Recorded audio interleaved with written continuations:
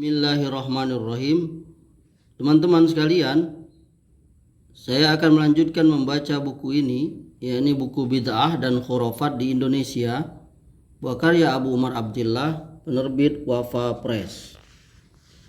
Subjudul yang kita baca kali ini adalah pada halaman 103, yakni tentang tukar cincin pernikahan. Romantis kelihatannya. Calon pengantin laki-laki memasukkan cincin ke jari manis calon istrinya. Begitupun sebaliknya.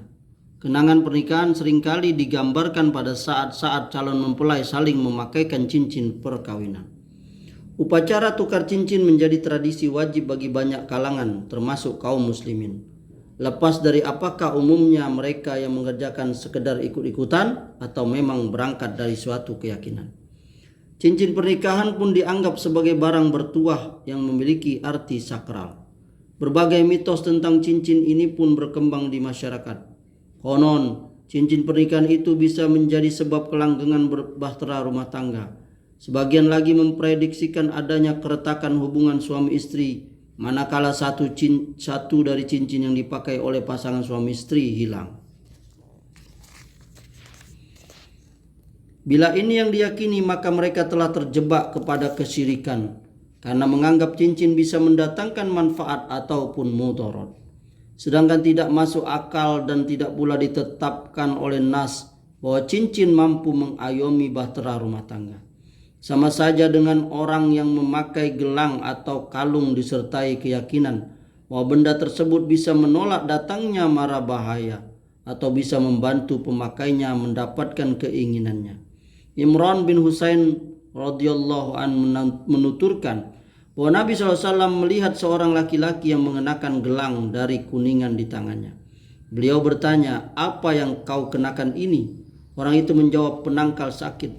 Nabi SAW bersabda, "Tanggalkanlah ia, itu hanya akan menyebabkan dirimu bertambah lemah. Sebab jika kamu mati sedang gelang itu masih ada pada tubuhmu, kamu tidak akan beruntung selamanya." Hadis riwayat Ahmad. Diriwayatkan pula oleh Ibnu Abi Hatim dari Huzaifah bin Yaman. Beliau melihat seseorang yang di tangannya ada benang yang dipakai untuk mengobati panas. Maka beliau memutuskan benang itu sembari membaca firman Allah, "Wa ma yu'minu aktsaruhum billahi illa wahum musyrikun."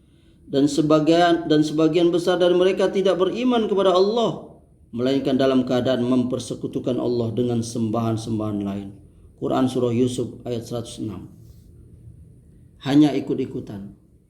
Tentu tidak semua pelaku tukar cincin di saat tunangan atau menjelang pernikahan memiliki keyakinan seperti di atas.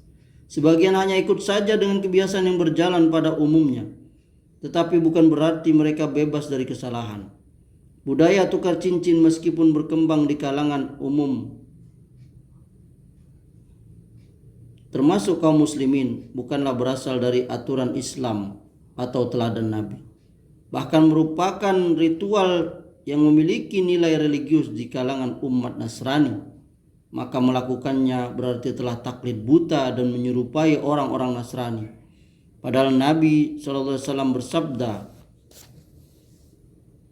"Barang siapa menyerupai suatu kaum, maka dia termasuk golongan mereka." Hadis riwayat Abu Dawud.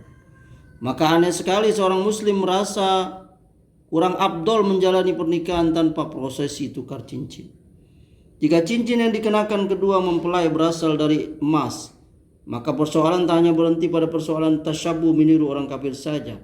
Tukar cincin menuntut pengantin wanita memasangkan cincin di jari manis calon suaminya. Padahal haram hukumnya bagi laki-laki memakai barang dari emas, seperti yang ditegaskan oleh Nabi SAW di saat beliau memegang sutera di tangan kanannya dan emas di tangan kirinya, lalu bersabda, "Sesungguhnya dua benda ini haram atas kaum laki-laki dari umatku." Hadis riwayat Abu Dawud. Diriwayatkan pula oleh Abdullah bin Abbas bahwa Rasulullah SAW melihat cincin dari emas di tangan seorang laki-laki, lalu beliau mencabutnya dan langsung membuangnya sembari bersabda, "Sengaja salah seorang di antara kalian mengambil kerikil dari neraka lalu diletakkan di tangannya." Hadis riwayat Muslim. Lalu dikatakan kepada laki-laki itu setelah kepergian Nabi SAW, ambillah cincinmu dan manfaatkanlah cincin itu. Maka dia pun menjawab, aku tidak akan mengambil apa yang telah dibuang oleh Rasulullah SAW. Nah, adakah hadis-hadis ini telah populer di kalangan masyarakat muslim? Atau karena takut meninggalkan adat moyang mereka? Jika alasan terakhir ini menjadi jawaban, maka tak ada bedanya dengan jawaban orang musyrik dahulu ketika diseru kepada Allah dan Rasulnya.